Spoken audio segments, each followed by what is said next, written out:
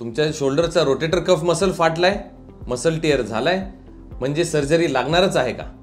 Not always.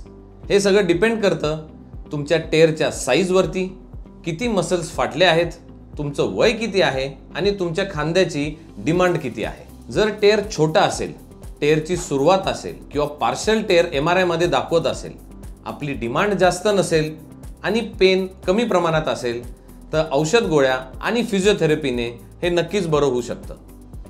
पण tear जर का मोठा असेल, तुमचं वय 50 किंवा 60 मध्ये आहे, त्याच्यावरती डिमांड जास्त आहे, तुम्हाला काम करता येत नाहीये, उजवा खांदा आहे, तर नक्कीच दुर्बिणीने हे मसल टेअर रिपेअर करण्याचा डिसिजन आपण घेऊ शकता. सो प्रत्येक मसल टेअरला सर्जरीची गरज नाही. त्याचं प्रॉपर तपासणी करून तुम्हाला खरंच गरज आहे का ते तुमच्या डॉक्टरांना ठरवू द्या. तर लवकरच शोल्डर स्पेशलिस्टला भेट द्या.